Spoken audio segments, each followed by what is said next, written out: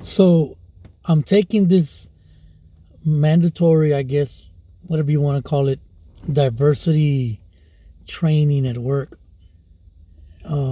It's online training. You click a button and a video appears, and this corporate person is walking you through this diversity training. And I'm having an open mind and I'm watching the training, and terms like psychological safety is what this inclusive diversity training is all about. Now, I understand, as I was telling Penny this morning, I understand the idea behind ensuring that a working atmosphere isn't hostile and people aren't being harassed and bullied, and I get that. But this diversity, inclusion, equity, equality training, this this movement is going a little bit too far. And here's what I'm talking about. Imagine you own a company that's been around for about 50 years. You own a company, you've had a very good working atmosphere, your policies, your SOPs, everything is great. Nothing bad's happened. You're not discriminating against anyone. You're not being ugly like that. But suddenly a movement is on the rise in the nation, and this movement is very fickle. This movement is, you know, by every sense of the word, immoral. And let's be honest.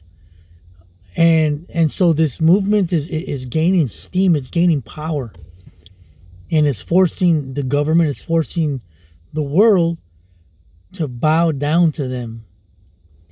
You've never disrespected these people, this movement.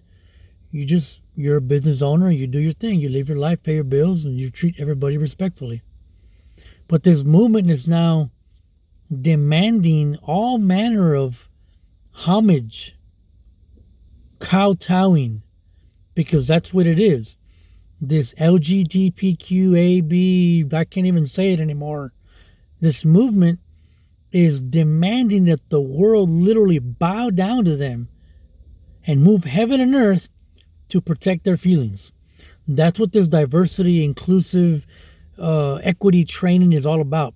It's making sure that people in any working environment feel psychologically safe, that they feel belong to, or that there's a sense of belongingness, or they don't feel rejected.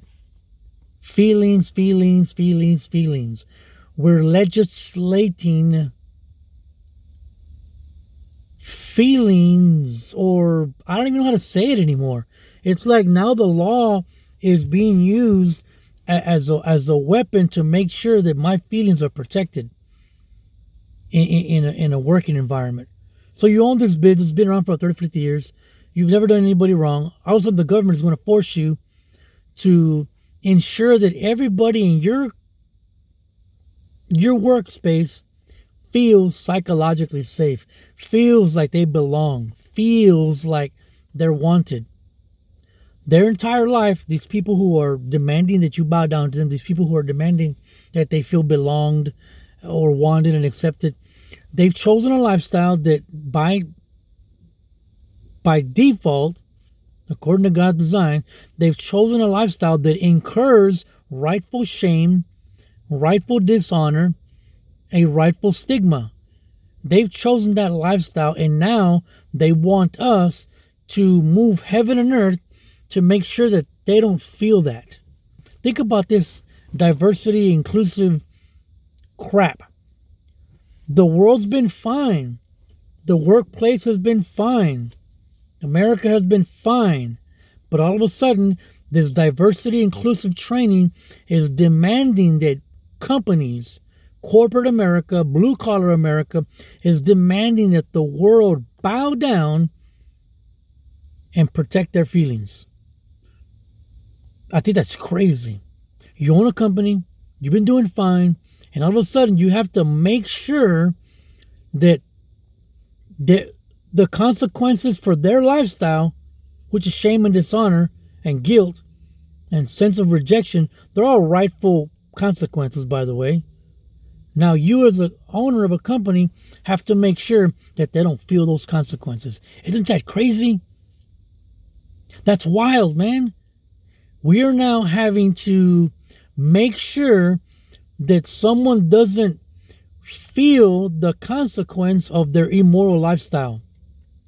It's being legislated. That's insane. That's what I find the craziest thing about this diversity inclusive training, that we're having to bow down not only to their movement, but now it's being legislated.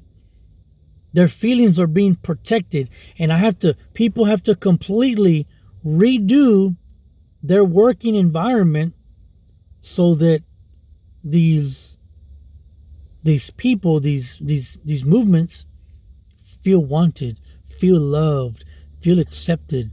They don't feel rejected.